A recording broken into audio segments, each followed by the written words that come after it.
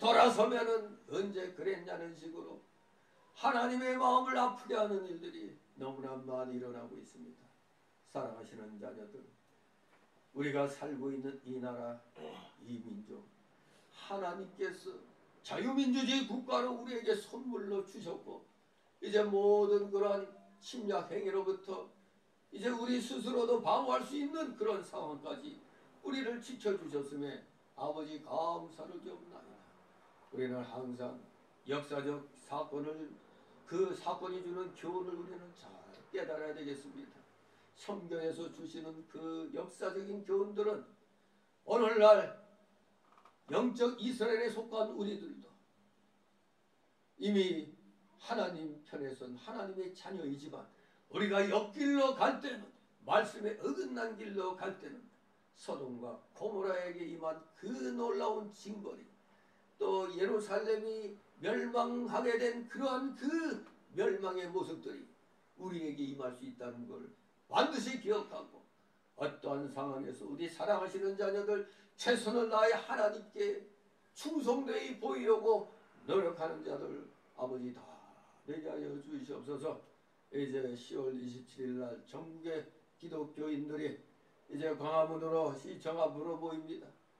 기독교를 말살하려고 하는 아주 그 악한 그 제도를, 차별금지법이라는 것을 만들어 많은 차별금지인데 역차별로 우리 기독교인들이 전도를 하지 못하게 막는 그러한 일들을 합니다. 더구나 하나님께서 금하시는, 정말 돌로 쳐서 죽일지에 해당되는 동성애라는 그런 기가 막힌 죄들을 옹호하는 이런 법들을 저 정신 나간 악한 국회의원들이 지금 만들려고 하고 있으니 아버지 어찌하오리까. 우리 모두 전심전력을 다하여 하나님께 기도하며 저런 우리 기독교계를 말살하려고 하는 악법들을 주님께서 우리의 중심을 보시고 저지시켜 주시옵소서. 그러한 대열에 섰던 국회의원들이라면 석기 회개하고 하나님 품에 다시 돌아오게 하옵소서. 지금 자신의 의견과는 다르게 그저 당이 시키는 대로 하는 그런 자들도 많이 있는 줄 압니다.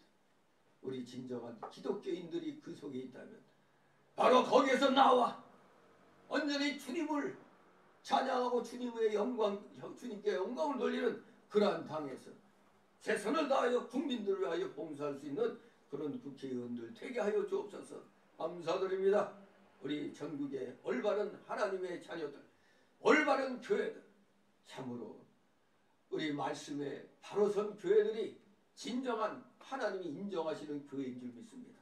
숫자만 많다고 그것이 하나님이 기뻐하시는 일이 아니라는 걸, 우리는 비록 좁고 좁은 문 험한 길일지라도, 사람들이 찾지 않는 그러한 협착한 길일지라도 우리는 주님이 지시하신 길이기에 우리 모두 담대하게 감사드림으로 그 길을 가는 자들 다 되게 하여 주시옵소서.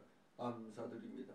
사랑하시는 자녀들, 언제나 진리를 사모하는 마음으로 어떻게든지 주님께 영광 돌려드리는 일에 우리 지극히 작은 힘이나마 쓰임받을 수 있기를 바라면서 열심을 다하여 주님 앞에 충성을 다하는 우리 사랑하시는 자녀들 다 되게 하여 주시옵소서. 감사드립니다.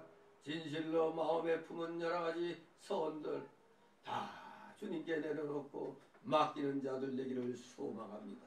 맡기는 자만이 믿음의 승리를 할 수 있습니다. 사랑하시는 자녀들, 오직 주님께만이 모든 해답의 열쇠가 있다는 걸 기억하고 우리 하나부터 열까지 다 주님께 온전히 아뢰는 자들, 그리하여 우리 모든 그런 억압으로부터 해방된 자로서의 기쁨을 누리며 더욱더 말씀 안에서 자유를 누리는 진정한 믿음의 자녀들 다 되게 하여 주시옵소서. 감사드립니다.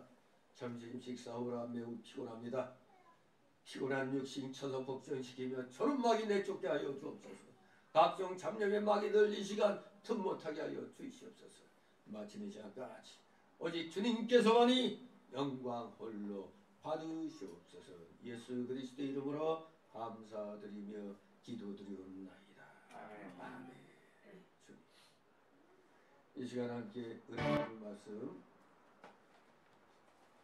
예레미야가 4장 17절에서 22절까지인데 우리가 오전에 12절까지 봤죠.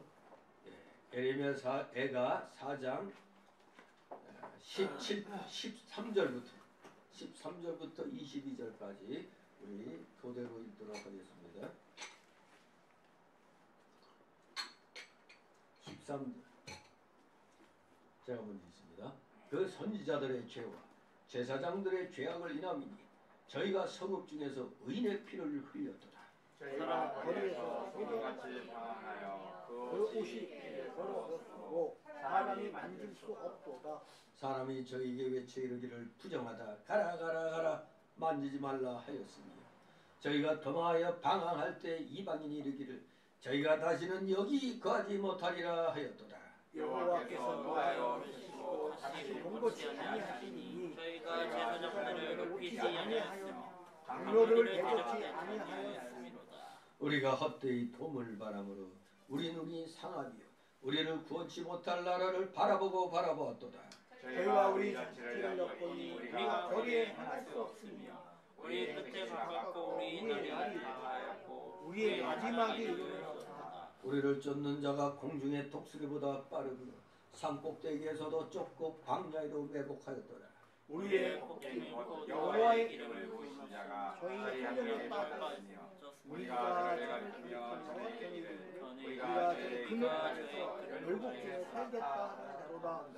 우수 땅에 거하는 처녀의 도마 즐거워하며 기뻐하려무나 자니 네게도 이를지니 네가 취하여 벌거벗으리라. 전혀 시원한 내 시야의 형벌이 다하였으니 주께서 다시는 너로 사로잡혀 가지 않게 하시리라. 천하의 도마 주께서 내 죄악을 바라시며 내 허물을 드러내시리로다. 아멘. 진실로 이 4장은 오전에서 말씀드렸듯이 그 예루살렘의 그 참상을 아주 적나라하게 표현하고 있는데 정말로 현재 고통의 끔찍한 그 참상의 그 생생한 묘사가 1장과 2장에 이어서 여기 4장에서도 아주 적나라하게 이 표현되고 있습니다. 진실로 여기에 이 고통이 왜 왔는가? 그 중에서도 참상 중에 가장 비참한 게 뭡니까? 빨리 죽고 싶어도 죽지 못하는 극심한 기아의 고통. 바로 그 고통을 이 4장이 강조하고 있음을 우리가 오전에 살펴봤습니다. 그런데 이제 오후 시간에 보니까 이 모든 재난의 1차적 책임이 어디에 있느냐? 바로 정치, 종교 지도자들에게 있다는 것을 우리에게 깨닫게 해주고 있습니다. 아무튼 오전에 한 대로 극심한 기아의 고통과 지도자들의 책임자들의 비참한 상황, 구원의 유일한 방도인 회개를 오늘 이 시간 온전히 우리에게 또 한번 가르쳐주는 줄 믿습니다. 자, 우리가 오전에 두 번째 단락으로 11절, 16절이 시온이 멸망한 죄라고 했습니다. 한마디로 지도자들의 책임과 그들의 비참한 상황을 잘 묘사하고 있습니다. 자, 13절 있습니다. 그 선지자들의 죄와 제사장들의 죄악을 인함이니 저희가 성읍 중에서 의인의 피를 흘렸다. 아멘. 예, 여기 예레미야 저자는 예루살렘 패망의 원인을 1차적으로 그 당시 종교 정치 지도자에게 돌리고 있습니다. 여기서 우리는 먼저 지도자 자신의 입장에서는 지도자로서의 책임, 그리고 백성의 입장에서는 바른 지도자를 만나는 것이 얼마나 중요한 것인가를 기억하면서 오늘날 우리가 현대 생활을 하면서도 예나 지금이나 변치 않는 게 있습니다. 즉 지도자들이 하나님의 뜻을 행하지 않을 때 그때 어떻게 합니까? 이것도 하나님 뜻이겠지 이렇게 넘어가면 돼. 아니 하나님의 뜻이 지도자들이 하나님 뜻 행하지 않는 게 하나님 뜻이 아니잖아요. 이 지도자들이 하나님 뜻대로 행하지 않을 때는 인간 지도자 그 사람의 뜻 이전에 우리가 하나님의 뜻을 따를 하나님 백성으로서의 시민 불복종의 의무와 근거가 여기 있는 겁니다. 왜 우리가 시민 불복종의 의무와 근거를 여기서 찾느냐? 정치 지도자들이, 종교 지도자들이 성경에 어긋난 그런 방향으로 갈 때는 복종해야 돼, 안 해야 돼? 복종하면 안 되는 겁니다. 하나님의 뜻과 관계된 것들에 대해서는 철저하게 하나님 뜻대로 해야 됩니다. 그렇기 때문에 우리 기독교가 살아나는 방향으로 자유민주주의 체제가 더욱더 꽃을 피워가야지, 만약에 공산주의화 시키겠다고 하면은 이것도 하나님 뜻이라니 이러고 있으면 돼요? 안 돼요. 아니죠. 하나님의 뜻이 무슨 기독교인들이 믿음 생활 못하게 하는 게 하나님 뜻이 아니잖아요. 그러니 저들의 잘못된 정책에 대해서는 절대적으로 우리가 들고 일어나야 되는 게 여기 있는 겁니다. 왜? 제가 항상 얘기하죠. 다른 목사들은 아직 이거 못 깨닫는 것 같아. 정치는 삶이에요. 우리 삶. 우리 국민들의 삶이 정치입니다. 이유가 뭐라고요? 어떤 정치 제도냐에 따라서 모든 게 다 달라지잖아요. 모든 게 싹 달라집니다. 어떤 정치 체제냐에 따라서. 그런데도 왜 하나님이 세상 창조하실 때 정치는 그냥 지나치시다고 생각하는 모양이지? 항상 교회에서는 정치 얘기하면 안 된다고 이런 헛소리 하더니 결국에는 5월 27일 날에도 뭐 정치 구호나 이런 거 내세우면 안 된다고 그러면서 동성애 반대, 이거 차별금지법, 이게 정치 문제지 무슨 얼어 죽을. 이 목사들이 말을 하면서도 이걸 배반적인 말을 하고 있어요. 여기 정광 목사도 그 얘기하더라고. 아니 정치 얘기하지만 그게 정치인데 뭔 소리냐. 분명히 오늘도 여기에서 지도자들이 대한 태도에 대해서 어떻게 취해야 되느냐. 하나님 뜻대로 행하지 않을 때는 우리는 하나님의 뜻을 지켜야 되는 거예요. 그래서 시민 불복종의 의무와 근거가 바로 백성에게, 국민에게 있어야 된다는 걸 우리는 기억해야 되는 겁니다. 모든 것이 하나님의 뜻 가운데, 기뻐하시는 뜻 가운데 이루어져 나가야지, 영 다른 길로 나가면 그때는 이 웨스트민스터 신앙고백서에도 교회와 국가의 그 관계에서도 나옵니다. 처음에는 교단적으로, 교단 차원에서 그러면 아니 되옵니다 하고 탄원서 이러면 안 된다, 헌법에 위반된다 다 탄원서 내는데 그런 거 싹 무시하고 다 잡아 이렇게 나오면 어떻게 한다고? 우리가 저들에 대하여 전쟁을 선포해야 되는 겁니다. 우리 기독교 국가에 대하여 침략을 하면 저들에게 전쟁을 선포해야 되는 겁니다. 이 웨스트민스터 신앙고백서를 제대로 공부하지 않은 목사들이 너무 많아요. 교회에서는 그런 얘기하면 안 된다. 참말로. 총칼 들고 들어와서 예배 드리지 마 하면은 그러겠습니다 그럴 거예요? 아니요. 이게 말이 되는 소리. 분명히 우리의 기준은 뭡니까? 하나님의 뜻, 하나님의 말씀이 우리의 판단의 기준이 되어야 되는 겁니다. 오늘 여기 등장하는 유다와 예루살렘이 멸망한 원인은 바로 첫째가 선지자와 제사장에게 있다고 말하고 있습니다. 이유는 선지자와 제사장들이 제대로 백성을 가르치지 못했다 이겁니다. 잘못 가르쳤다. 그리고 그 당시에 선지자와 제사장들이 올바른 선지자들을 잡아 죽였어. 선지자 의인의 피를 흘렸기 때문에 예루살렘 멸망의 원인이 바로 1차적으로 선지자와 제사장이 있다고 말하는 겁니다. 오늘날도 마찬가지입니다. 국민들이 이렇게 무지하게 된 건 각 지역의 교회들의 목사들에게 책임 있는 겁니다. 전 특히 여기 관악구만 생각하면 분노가 치밀어요. 왜? 몇십 년 교회들이 질비하잖아요 여기 관악구에. 근데 맨날 좌파놈들이 돼. 김정은이 추앙하는 이런 세력들이 돼요. 이거 뭔가 이 관악구 집이들 이거 이러다 벌 받는 겁니다 이거. 기가 막혀요. 교회는 질비하게 많은데 그놈의 교회 목사들은 덩어리인가? 왜 불의에 대하여 외치지 못하고 이유는 간단해요. 교인이 하는데 나간다고. 그따위 교회는 나가도 되는 거예요. 좌파 사상에 물든 자들은 회개하지 않고는 교회 나올 자격이 없는 겁니다. 아니 회개 안 했는데 교회 왜 나와? 하나님께 자신의 중심을 드리기 위해서는 마귀와 싸울 줄 알아야 되잖아요. 근데 마귀 편에 든 자가 교회 나온다? 대형 교회들은 뭐 아주 그냥 뭐 돈 많이 버는 사람들 많죠. 근데 그들 대부분이 또 좌파야. 그러니까 살살 다 빼는 거지. 참 기가 막히는 겁니다. 아무튼 목사들이 재구실 못했기 때문에 이 관악구 지역이 밖에서도 그러다. 아니 관악구 거기 빨갱이 동네인데 아, 네, 진짜. 나는 아산 시민이요? 아무튼 우리가 생각 잘해야 됩니다. 나와 내 자녀들이 내 후손들이 살려면 자유민주주의 국가에서 살아야지. 공산화된 데서 사회주의화된 데서 어떻게 살려고 그렇게 바보 같은 짓을 합니까? 정말로 목사들이 정신 차려서 성경 말씀을 똑바로 가르치면 부에 대하여 정할 줄 모르는 게 기독교인입니까? 순교가 왜 나옵니까? 말씀이 이게 진리다 하고 전하니까 죽이는 거 아닙니까? 그러니 무서워서 못 가르치는 겁니다.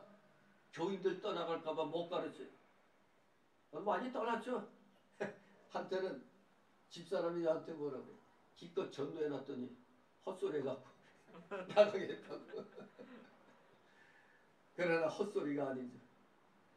바로 가르치는 길은 좁은 길입니다. 다들 가기가 힘든 길이에요. 좁은 길, 바른 길. 선지자와 제사장은 사람을 살려내고 쓰러진 심령을 일으켜 세워야 됩니다. 갈 길을 알지 못하는 자에게는 바른 길을 가르쳐줘야 돼요.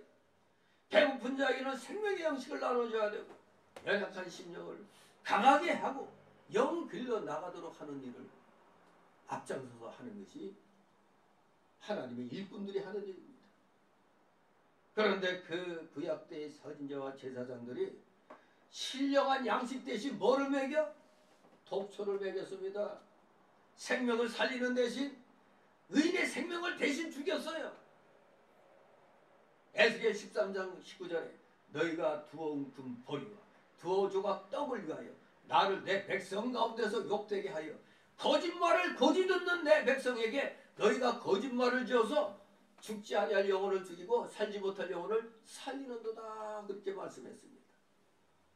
딱입니다. 딱 이 말씀이 지금 대한민국 기독교계에 그대로 해당이 됩니다. 에스겔 13장 19절. 교회 배불리게 하려고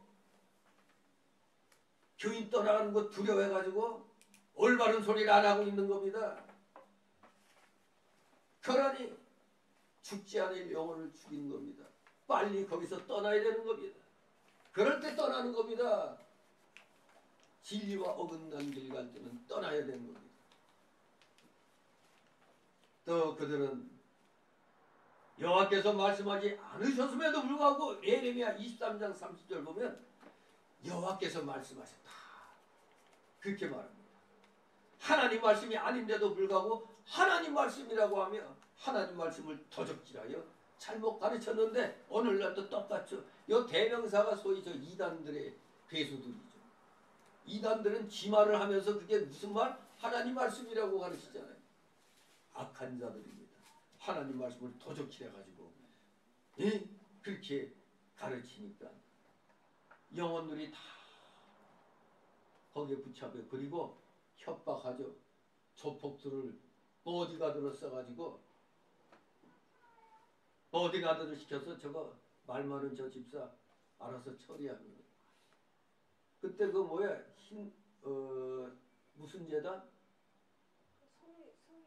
승리재단인가 뭔가 하는 그게 그 교인들 말 안 듣는 교인 죽여갖고 그냥 매장시켜버리고 그렇잖아요. 이단들은 다 보디가드이라는 게 다 그냥 조폭 같은 놈들 쓰잖아. 네. 아무튼 이런 악한 자들이 오늘날에도 도처에 횡행하고 있습니다. 기독교 간판 걸어놓고 하나님 말씀을 도적질하고 잘 먹고 잘 살고 있어요. 거짓 선지자들은 성경에 있는 말 가지고 그릇되이 해석해서 사람들을 잘못된 길로 인도하는 겁니다. 오늘날에는 소위 말하는 신신학, 그게 바로 뭐야? 자유주의 신학, 신비주의, 은사주의, 그리고 세상과 하나님 사이에서 중립을 지킨다는 신복음주의자들, 이들이 성경을 자기들 입맛대로 그릇되게 해석해서 많은 사람들을 지금 죽이고 있는 겁니다. 또 해방신학자들은 누가복음 4장 18절에 나온 거, 주의 성령이 내게 임하였으니 이는 가난한 자에게 복음을 전하게 하시려고 내게 기름을 부으시고 나를 보내사 포로된 자에게 자유를, 눈먼 자에게 다시 보게 함을 전파하며 눌린 자를 자유케 하고라는 이 성경 말씀 가지고 사회의 복음을 외치는 겁니다. 사회적으로 제도적으로 억압받는 사람들을 해방시켜주는 것, 노동자들을 억압에서 풀어주는 것, 여러 개 성경적인 구원이라고 주장하는 겁니다. 누가복음 4장 18절 말씀 요걸로 이렇게 이용을 하는 겁니다. 봐라! 억눌린 자 해방시켜주는 거라고 하지 않느냐. 눈먼 자에게 다시 보게 함을 전파하고 포로된 자를 자유케 해주는 것, 이게 바로 성경적 구원이다. 이들은 영의 구원을 갖다 착각을 하고 있는 겁니다. 그들은 구원을 사회적 구원으로 가르치고 있는 겁니다. 그러나 그 성경의 참뜻은 예수 그리스도는 죄의 억압에서 건져주신다는 것이요, 마귀의 종로로 하는 자를 해방시켜 주신다는 뜻입니다. 각종 이단과 신비주의와 신신학은 이렇게 성경을 잘못 해석하는 데서 나오는 것입니다. 그들이 오히려 참선지자를 비방하고 잘못되었다고 합니다. 똑같은 보수교단에 있으면서도 제가 남보다 먼저 깨달아서 그런 경계의 말을 하면 뭐라고 한 줄 아세요? 몇 년 전까지만 해도 목사가 그 교회에서 그런 말 하는 거 아니라고. 참 기가 막혀가지고. 이게 우리나라의 잘못된 그런 교계의 모습이었어요. 그러다 이제 피부로 뭔가 느껴지니까 좀 깨닫는 거죠. 그렇습니다. 정말로 바르게 해석해서 바르게 가르치는 걸 도리어 잘못되었다고 비방을 하니, 옛날 이 예레미야 시대에도 타락한 종교 지도자들이 참선지자인 예레미야를 정죄하고 비판하고 죽이려고 했습니다. 뭐 이상한 일이 아니죠. 저도 가만 생각하면 그때는 내 편이 하나도 없었어. 내가 올바르게 이건 아니다, 박근혜 탄핵 때도 이건 뭐가 이거 잘못됐다 했는데, 그리고 나서 몇 년이 흐르고 나니까 내 말이 맞는 것 같다 하면서 이게 돌아오는 거지. 아무튼 지금 목사들 가운데 좌파 목사들 굉장히 많습니다. 들리는 소리, 내가 속해 있는 대한노회에도 이 좌파 목사들이 많다고 그래요. 그러니까 내가 설교할 땐 아마 되게 엇같게 듣겠지. 아무튼 정말로 진정한 선지자는 대우를 못 받는 그런 시대가 된 겁니다. 예레미야 18장 18절에 그들이 말하기를 오라 우리가 꿰어 예레미야를 치자. 제사장에게서 율법이, 지혜로운 자에게서 모략이, 선지자에게서 말씀이 끊어지지 아니할 것이니 오라 우리가 혀로 그를 치고 그의 아무 말에도 주의치 말자 하나이다.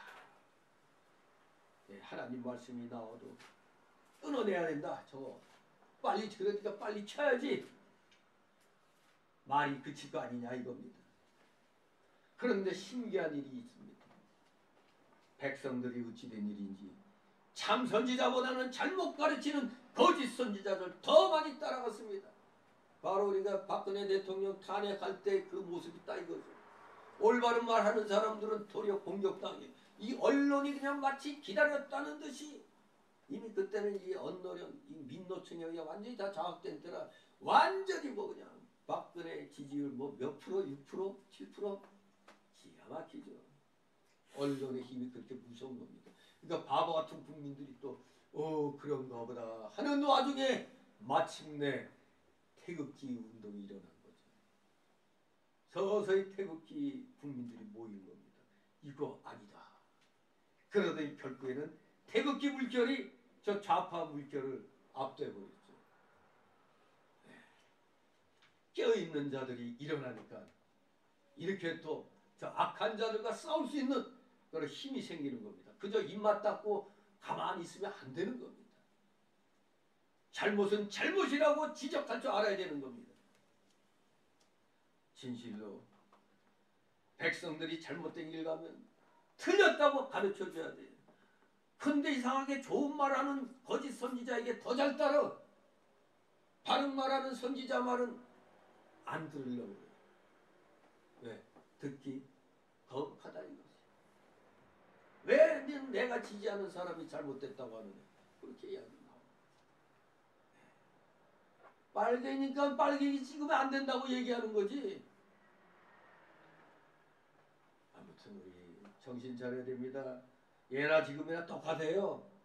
그 당시 백성들 왕을 섬길 때는 백성이고 지금 이제 자유민주주의가 아니니까 국민이죠. 국민이 주권에 있으니까 저 북한에는 저놈이 최고 저놈이 김정은 한 놈이지만 우리 대한민국은 최고 저놈이 5천만이에요. 5천만. 그러니까 이길 수밖에. 이걸 국회에서 당당하게 국방부 장관이 외치니 아주 속이 다 시원하잖아요. 그때 또 전원책 변호사가 있었죠. 군 출신인데 그 되게 아주 깐깐한 사람이죠. 그래서 김정일이 개새끼라고 할 수 있는 사람 해보라고.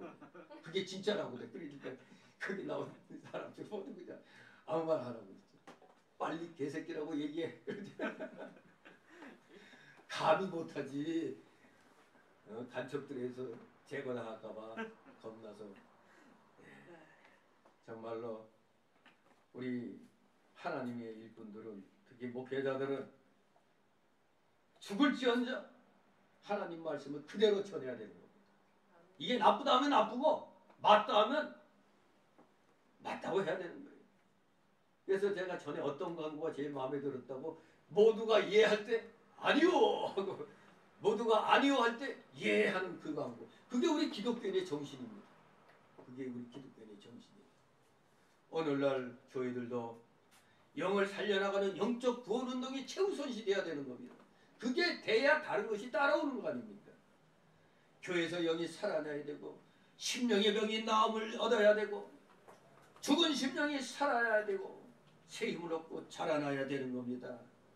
그런데 오늘날이나 옛날이나 거짓 선지자의 공통점 평안하다, 복 받는다, 복 받으라 이러고 있죠. 그러면서 영은 살려내는 게 아니라 그저 의식적으로만 하나님 섬기고 세상 운동하는 것 그런 게 우리 사람들을 도리어 죽이는 거가 되는 겁니다. 어찌하여 맨날 뭐가 평안합니까? 뭐가 평안해? 이번에 저 장 총장 진짜 참 실망을 했는데 판교청에 저 찐맹이하고 그 최고위원들이 찾아왔는데 내 이 유튜브에서 이제 그 기도하는 장면하고 이제 살펴봤는데 실망도 이런 실망이 어디 있어? 저 찐맹이가 그냥 이제 다른 최고위원도 없이 자기한테 기도해달라고. 그러면은 선지자, 목회자라면 우리나라에서 지금 문제가 일어날 때마다 대표의 이름이 거론되고 하는 것은 뭔가 문제가 있으니 그때마다 바로바로 깨닫고 회개하면서 바른 길 가게 해달라고 그렇게 기도를 해야지. 뭐 대로가 열리는 축복을 해주옵소서. 아니 지금 저거 지금 범죄의 그 집합체로서 지금 재판받고 있는데 무슨 축복이야 축복이. 회개시키도록 해야지. 목회자라면 대표님 여기까지 찾아오셔서 감사합니다. 그러나 지금 대표님 때문에 일어나고 있는 이 나라가 굉장히 어지럽다. 그러니 우리 같이 회개기도 합시다. 이렇게 나와야 진짜 목사지. 그리고 그 코딱지 후비는 거 같이 보여준 놈 뭐예요? 그 박찬대인가? 그 방버식이 있죠. 그게 또 어느 교회 집사인지 모르겠는데 이 장청자 이 사람이 어디서 보니까 그 사람이 그냥 막 두 손 들고 막 기도하더라는 거예요. 그래서 와, 그분 참 성령이 충만한 분이에요. 좌파 놈이 누가 성령이 충만해. 에? 근데 진짜 저런이 저 소씨하고 어울리더니 소씨 닮아가네. 진짜 안타깝습니다. 어찌 우리 국민들이 바른 말하는 사람들은 싫어하고 거짓말하는 사람들은 좋다 하는지. 예나 지금이나 인간의 부패성이 변한 게 없어요. 똑같은.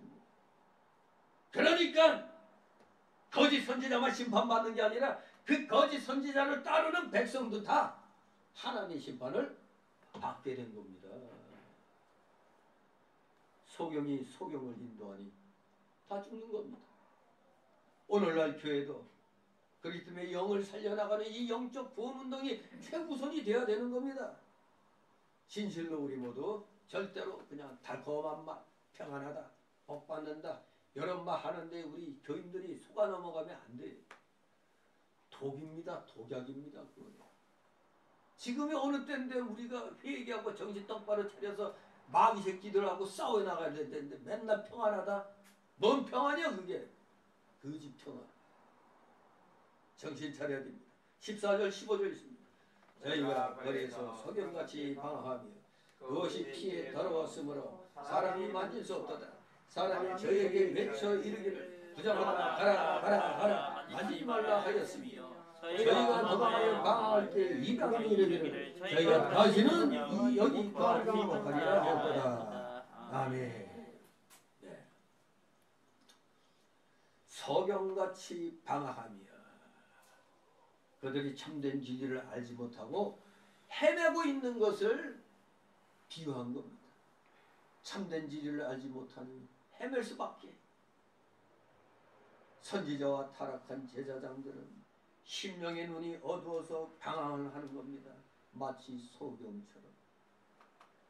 그들은 흑암에 쌓여 어떤 길이 옳은지 모르고 헤매고 있는 겁니다. 그렇습니다. 누구나 하나님의 바른 말씀을 순종하지 아니하고 참 선지자를 핍박하면 영의 눈이 어두워져서 갈 바를 알지 못하고 소경처럼 방황하게 되는 겁니다. 그 옷이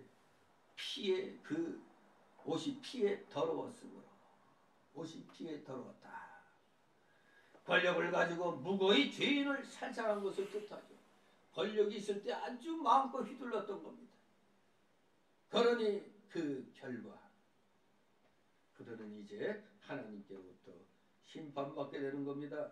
그 옷이 털에 더러웠으므로 피에 더러웠으므로 사람이 만질 수 없도다 했습니다. 선지자와 제사장과 예루살렘 백성들이 의인을 죽인 피와 죄악으로 인하여 이제는 사람이 가까이 할 수 없으리만큼 저들이 더럽게 되었다는 얘기입니다. 그러므로 이방인이 이르기를 저희가 다시는 여기 거하지 못하리라 말하는 겁니다. 유다 백성이 바벨론의 포로로 잡혀간 것을 이방 사람들이 오고 말하는 겁니다. 사실 그 중동 그때 지역에서는 신들의 싸움이나 똑같아요. 자기들이 섬기는 신이 강하면 전쟁이 이기는 거고 약하면 지는 거예요. 그러니까 각자 열국들이 자기 신 섬기고 있으니까 바벨론 신에게 여호와 신이 패했네 그렇게 보는 겁니다. 그리고 예루살렘 사람들도 또 그런 그 시대의 그 상황이 아이고 우리 여호와 하나님이 저 신보다 약해서 졌나 보다 이렇게 되는 겁니다. 그러니 이제는 저 유다인들 포로로 끌려가면 다시는 유다 땅에 이제 거하지 못하리라 이렇게 말하는 겁니다. 16절 있습니다. 여호와께서 너와여 흩으시고 다시 번거지 아니하시리니 저희가 제사장들을 높이지 아니하였으며 장로들을 대접지 아니하였으므로다. 아멘. 네. 여기 16절에 등장하는 제사장과 장로들은 바로 가르치는 제사장과 장로들을 말하고 있습니다. 유다 백성들이 바로 가르치는 선지자와 제사장과 바른 장로들을 높여야 되는데 그들은 높이지 아니하고 대접하지 않았기 때문에 결국 그들을 떠나게 되는 거죠. 그러니 바로 인도함을 못 받습니다. 그래야 결국은 망하게 되었다는 것입니다. 제사장과 장로들은 오늘날로 말하면 인도자, 지도자를 가리킵니다. 에베소 6장 1절 3절에 자녀들아 너희 부모를 주 안에서 순종하라. 이것이 오늘이라. 네 아버지와 어머니를 공경하라. 이것이 약속 있는 첫 계명이니 이는 네가 잘되고 땅에서 장수하리라. 이렇게 선언하였습니다. 장수한다는 거 우리 다 좋아하죠? 장수한다고 꼭 오래 산다는 것만 뜻하는 게 아니라 어떤 일을 할 때 중도에 실패하지 않고 오랫동안 형통한다는 뜻으로도 사용이 되는 겁니다. 장수하리라. 자녀들은 단순하며 아직 경험이 없기 때문에 실패하기 쉬운 겁니다. 그러나 부모는 오랜 세월을 지내면서 파랑곡절과 흥망성쇠를 많이 보고 체험을 했기 때문에 옳은 판단으로 일을 처리하는 능력이 월등한 것입니다. 그러므로 부모를 잘 공경하고 부모의 말을 잘 순종하고 인도를 잘 받으면 절대 실패의 길로 가지 않게 되는 겁니다. 마찬가지로 우리 성도들도 바로 인도하는 바른 지도자를 잘 받들고 순종하면 하나님께서 기뻐하여 주셔서 그 지도자를 통해 하나님 말씀을 잘 가르침 받게 해서 백성들을 생명의 길로 인도하도록 해주는 겁니다. 지도자가 더욱더 지혜롭게 되는 겁니다. 백성들이 그 지도자를 잘 따르고 그 지도자를 통해서 하나님을 높이니 하나님이 가만히 있을 수가 없죠. 지혜를 주시는 겁니다. 인도를 받지 않고 제 생각대로 나가다 실패하고 망하는 자는 옛날이나 지금이나 마찬가지로 여전히 인간사회에서는 많이 있는 겁니다. 제 생각대로 제 쪼대로 이것이 내가복음이죠. 내가복음. 네. 마태마가 누가 요한복음 말고 내가복음이 추가되는 겁니다. 내가복음. 네. 우리 모두 모든 거 하나님께 맡기고 하나님이 주시는 지혜로 일을 해나가는데 우리 최선을 다하는 자들 되기를 소망합니다.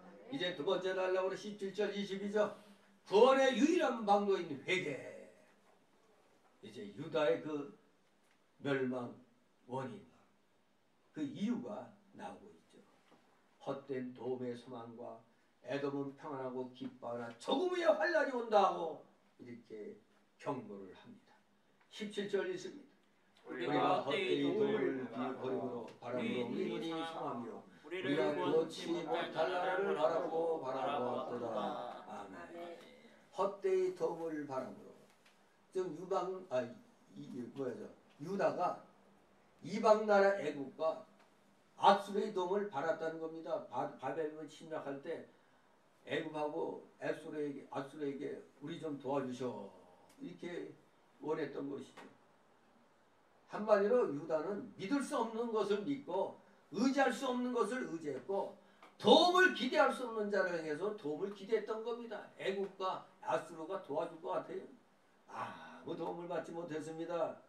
물론 애국이 유다를 도와주겠다고 약속은 했었어요. 그러나 환난의 때에 눈이 상하도록까지 애국이 구원해 줄 것을 바랬지만 결코 도와주지 않았습니다. 하나님 외에 다른 세력이나 사람을 의지하고 바라는 것은 다 헛된 겁니다. 오직 도와줄 일은 하나님뿐이십니다. 그러므로 성도는 하나님만 의지하고 바라보고 하나님께 간구해야 구원을 받게 되는 겁니다. 자, 18절 19절 있습니다. 저희가 우리 자취를 엿보니 우리가 거리에 행할 수 없으며 우리의 끝이 가깝고 우리의 날이 다했고 우리의 마지막이 이르렀도다. 우리를 쫓는 자가 공중의 독수리보다 빠르며 산꼭대기에서도 쫓고 광야에서도 매복하였도다. 아멘.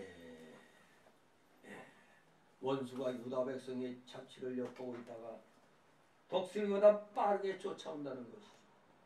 산꼭대기에 가도 거기에 원수가 있습니다. 광야로 돕게도 거기에도 또 매복해 있다가 쫓아오니 피할 수도 없고 갈 곳도 없기 때문에 끝이 났다고 생각했습니다. 그 어디에서나 휴식과 구원을 발견할 수 없는 그 절망적인 상태가 여기 18절 19절에 잘 드러나 있습니다. 그러나 우리 성도는 어떻습니까? 우리 성도라면 이런 상태에서도 최후의 심판이 임하기 전이면 기회는 있는 것입니다. 언제나 회개하고 구원 얻을 희망이 있음을 에스겔서 18장 21절이 말씀합니다.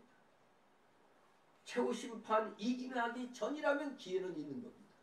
그러나 최후 심판 후에는 끝이죠.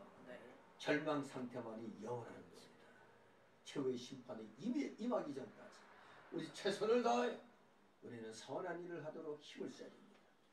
그러므로 우리 성도는 지금 처하고 있는 이 순간이 늘 최후기의 힘을 깨달아서 늘 회개하는 마음으로 살아야 하는 것입니다. 20절 있습니다. 우리의 pop김 곧 여호와의 기름 부으신 자가 저희 흔적에 빠졌으며 우리가 저를 가리키며 전에 이르기를 우리가 저의 그늘 아래서 열국 중에 살겠다 하던 자로다. 아멘. 우리의 pop김, 코는 숨쉬는 기관이죠. 호흡을 가리킵니다. 호흡에 생명이 있는 겁니다. 우리 호흡하지 않으면 죽지 않아요. 호흡에 생명이 있는 겁니다. 그러니까 유해지 운동가들은 어떻게 한다고요? 유해지를 좋아하는 사람들은 우리 성경에서 하는 그 묵상을 갖다 명상으로 바꿔요. 묵상은 하나님 말씀 우리가 생각하면서 말씀대로 이루게 해달라고 이렇게 기도하는 게 묵상이죠. 소리 없이. 그런데 명상은 뭐예요? 내 속에 있는 걸 다 비우는 게 명상이잖아요. 내 속에 있는 걸 다 비우고 호흡을 통해서 이 대지에 있는 기운을 흡입해가지고 이 대지에 있는 어떤 영이 들어와가지고 그 영에 힘입어서 뭔가 하는 거죠. 바로 우리가 요가 같은 거 보면은 신기하게 보이는 거 많죠. 땅에 머리를 박았는 머리를 그냥 묻었는데 뭐 호흡하면서 딱 있는 거 있잖아요. 요가 하는 사람. 이 요가는 유해지 운동에서 또 잘 쓰이는 거예요. 우리 기독교인이 요가 좋아하면 안 됩니다. 요가 좋아했다가는 알게 모르게 그들의 섬기는 신에 빠져드는 겁니다. 그걸 우리가 조심해야 돼요. 호흡. 우리의 호흡은 말씀을 들이키는 데 있는 겁니다. 말씀을 들이마셔야지. 대제의 기운을 마시는 게 아니라 말씀의 기운을 우리가 먹는 겁니다. 한 개인에게 있어 호흡이 생명이 아주 중요하듯이 국가에 있어서도 왕이 중요하다, 즉 지도자가 중요하다는 뜻에서 나온 은유적인 표현입니다. 우리의 콧김. 바로 여기에 이스라엘 왕의 콧김은 누구요? 시드기야 왕을 가리키죠. 남유다의 마지막 왕 시드기야 왕. 유다 백성이 시드기야 왕을 호흡과 같이 중요하게 여기고 의지하고 그 그늘 아래서 형통할 줄로 생각하고 있었습니다. 그러나 의지하던 왕이 포로로 잡혀가게 되었으니 이제 유다 백성 또한 절망에 빠지게 된 것입니다. 그래서 여기 보니 기름 부으신 자가 즉 시드기야 왕이 저희 함정에 빠졌습니다. 포로로 끌려간다 이겁니다. 패망하여 포로 되어간 걸 말하여 함정에 빠졌다고 표현합니다. 우리가 저의 그늘 아래서 열국 중에 살겠다 하던 자로다. 바로 이 말은 인간왕을 의지한 지난날의 소위가 얼마나 그릇된 것인가. 하나님 품 안에서 살아야 되는데 시드기야 왕 그늘 아래서 편안히 살겠다고 하니 기가 막힌 거죠. 그러니 자기들이 얼마나 그릇된 것인지를 깊이 자조하며 기막혀 해서 하는 표현이 이겁니다. 우리가 저의 그늘 아래서 열국 중에 살겠다 하던 자로다. 오호, 안타까워지고 하는 거죠. 하나님 품 안에 살아야 되는데 무슨 일개 왕에게 그냥 내 호흡처럼 생명처럼 중히 여기고 의지했는가 이겁니다. 그 왕만 의지하며 형통할 줄 알았더니 이게 웬일. 예. 너무나 기가 막혀 자주하고 있는 표현이죠. 21절 있습니다. 의선 땅에 거하는 처녀에도마 즐거워하며 기뻐하려무나 장인이 네게로 이럴지니 네가 차여 벌거벗으리라. 아멘. 지금껏 눈앞에 있는 현재의 절망에 절규하던 선지자의 목소리는 이제 극적으로 희망의 목소리로 바뀌고 있습니다. 성경은 언제나 저주와 절망으로 끝나는 것이 아니라 용서와 구원의 약속으로 끝나는 겁니다. 이 참 성경은 이래요. 우리가 잘못한 것에 대해서는 철저한 책망, 징계. 그래서 저주와 절망 속에 몰아놓은 것 같은데 그게 끝이 아니었어요. 우리가 회개하고 용서를 구하면 하나님이 용서해 주시고 구원의 약속으로 이렇게 정점을 찍게 해주시는 겁니다. 그러니 이런 내용들을 종합해 볼 때 하나님은 최후까지 끝까지 항상 먼저 사랑하시는 분입니다. 우리를 먼저 사랑하시고 구원을 약속하시며 끝내 회개치 아니하는 자에게는 심판을 내리신다는 것을 알 수가 있습니다. 그리고 우리는 이 사실을 성경이 기록하고 있는 이 이스라엘의 배신과 용서의 역사에서 거듭 깨닫게 되는 것입니다. 맨날 죄짓고 용서해 줍소 하면 하나님이 또 용서해 주시고 또 건져 주시잖아요. 배신과 용서 그리고 또다시 배신과 용서 이게 그냥 되풀이 되는 게 사사기에 잘 나타나 있다고 그랬죠. 우리는 이 이스라엘 역사에서 바로 이것을 깨닫는 겁니다. 순종하면 사는 것이고 불순종하면 멸망당하는 거다 이겁니다. 따라서 우리 성도는 늘 건전한 신앙생활을 하기를 힘써야 됩니다. 그러면 하나님의 사랑에 감격해서 우리는 절대 흔들리지 않은 믿음으로 초지일관하게 되는 겁니다. 설사 우리가 죄 중에 있다 할지라도 심판의 경고를 들으면 곧바로 회개하게 되는 겁니다. 늘 우리가 건전한 신앙생활을 하고 있으면 항상 준비돼서 있기 때문에 잘잘못을 빨리빨리 깨닫게 되는 겁니다. 잘못했을 때는 바로 즉시 잘못했습니다. 용서해 주옵소서 그렇게 나가야 되는 겁니다. 여기 21절은 에돔에 대한 심판의 예고인데 우스 땅은 에돔 민족이 거하는 땅입니다. 근데 처녀 에돔아 이렇게 말씀하는 것은 평안하게 자라나온 그 에돔이란 뜻입니다. 평화롭게 잘 너희가 성장했구나. 이걸 처녀 에돔아 얘기하는 겁니다. 이 에돔은 이스라엘을 늘 대적하는 원수 아닙니까? 그런데 지금 그 나라가 지금 이스라엘은 지금 완전히 엄청난 고통 중에 있는데 이 에돔은 죄 가운데 거하면서도 기뻐하고 즐거워하며 살고 있다는 겁니다. 그러니 즐거워하며 기뻐하려구나 이 말이 좀 이상하죠. 즐거워하며 기뻐하려구나 니들 대가를 치를 거야 이런 얘기입니다. 하나님의 심판과 환난이 올 것을 모르고 즐거워하고 있는 자들을 경고하는 말입니다. 그래 실컷 즐거워하고 기뻐하려구나. 여기에 대하여 매튜 헨리 박사는 솔로몬이 방조한 쾌락을 즐기는 청년에게 뭐라고 했느냐. 청년이여 네 어린 때를 즐거워하며 이렇게 책망한 것과 같다고 그렇게 추석을 합니다. 네, 진정 우리가 잘 될 때 뭐가 편할 때 조심해야 되는 겁니다.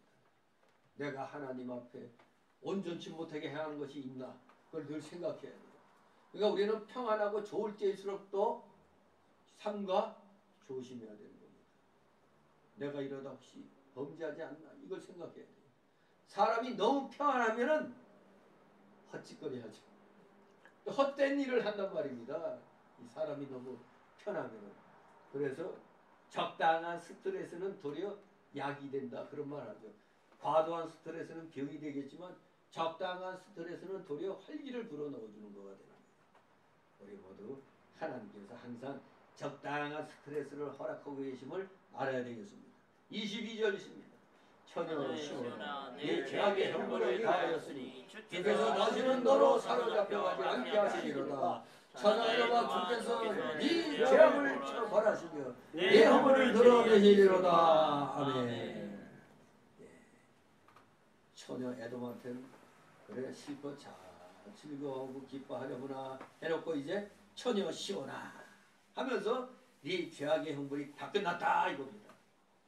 처녀 시온은 택한 백성 유다 백성을 가리키는데 그들이 회개하면 환란이 끝나고 다시 유다 땅으로 돌아오게 하여 옛날과 같이 하나님 나라를 건설하게 해주겠다는 약속입니다.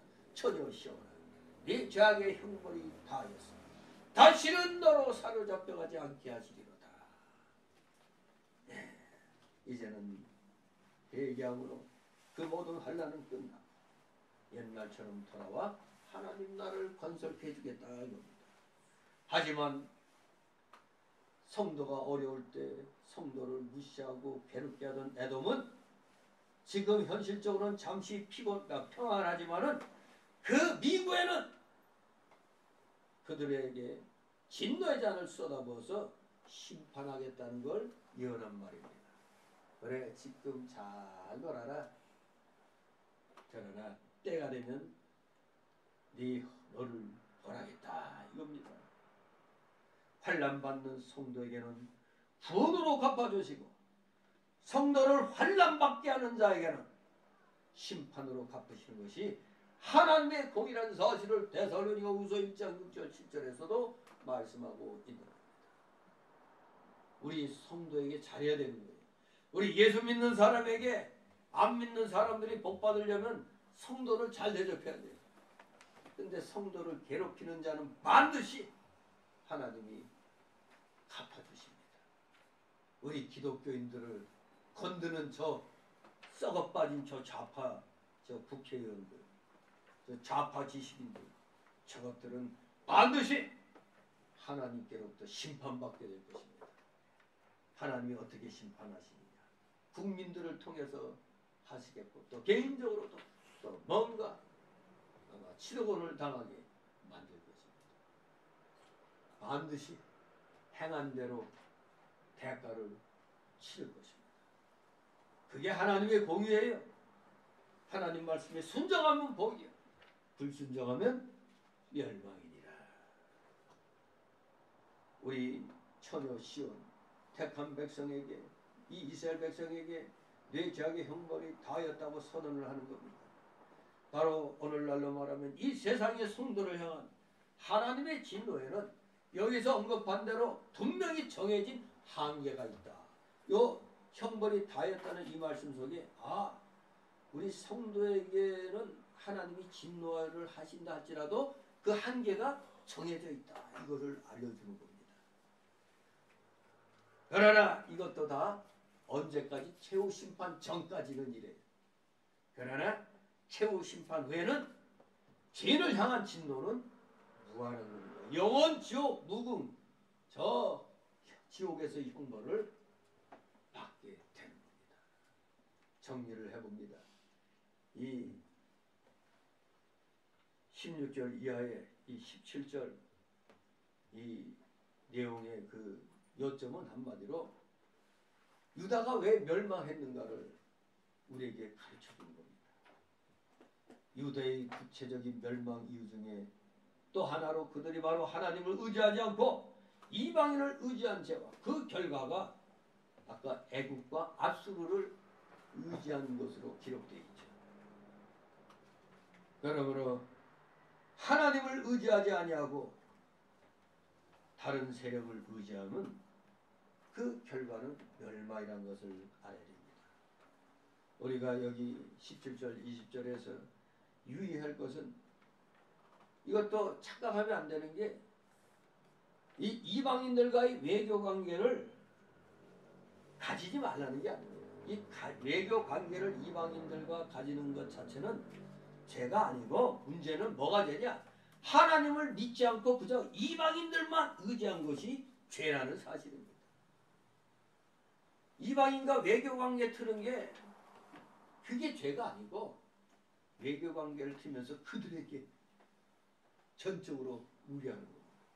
하나님을 의지하는 게 아니라 그 이방인들이 의지하니까 이게 벌받을 그런 제목이 되는 겁니다. 따라서 우리 성도는 절대로 인생의 문제를 해결함에 있어서는 먼저 하나님께 의지해야 된다. 이 사장이 주시는 게 교훈이 그거예요. 먼저 모든 것에 앞서 하나님께 의지하라 이겁니다. 둘째는 하나님의 방법과 뜻을 쫓아야 된다는 겁니다. 인간적인 방법을 하는 게 아니라 하나님의 방법과 뜻을 쫓아야 해야 된다 이겁니다. 세 번째로는 합리적인 그런 방법을 강구해 나가야 한다는 것. 이것을 이 사장이 우리에게 깨닫게 해주는 것입니다. 진실로 우리 인생의 문제를 해결함에 있어서 항상 이 내용을 상기시켜야 되겠습니다. 하나님을 믿는다 하여 그저 아무 노력도 하지 않는 자, 이런 사람 많죠. 뭐 하나님이 다 해주실 거야. 자기는 그냥 놀고 있어. 하나님이 뭐 하나님 자녀들 책임진다고 했으니까. 우리가 구원받고 난 다음에 구원받은 증거로서 우리는 열심히 말씀에 순종해서 해야 되는 거 아닙니까? 그런데 하나님 믿고 하나님이 알아서 해줘. 이런 식으로 나가면 그 사람은 어떤 자? 어리석은 자입니다. 하나님을 안 믿고 자신의 힘만 의지한 자도 어리석은 자이지만, 믿는다고 해가지고 아무 노력도 하지 않는 자, 똑같이 어리석은 자라는 것을 알아야 돼요. 우리 항상 어떠한 일을 해나가는데 늘 먼저 하나님 나라와 그를 구하라고 그랬잖아요. 마태 6장 33절 말씀. 먼저 하나님 나라와 그 의를 구하면은 그 외에 다른 것은 그 외에 어떻게 해주신다고? 더하여 주신다고 그랬습니다. 그러니 우리 모두 결코 오늘 이렇게 4장 1절에서 22절까지 오전 시간, 오후 시간 살펴봤는데, 정말로 하나님이 이 세상을 온전히 주권 주장하신다는 걸 깨닫고, 어떠한 일이 있어도 항상 하나님을 먼저 의지하고 하나님께로부터 지혜와 총명과 명철을 구해야 된다는 걸 마음판에 새기면서, 정말로 이 현실, 우리가 처한 이 나라의 이 현실, 이 기독교계의 이 현실, 정말 하나님께서 긍휼히 여겨주시기만을 우리는 구해야 되겠습니다. 날마다 나라와 민족이 하나님 뜻에 합당한 길 가도록 기도하시는 여러분 되시기를 주님의 이름으로 축원합니다. 기도합니다. 거룩하신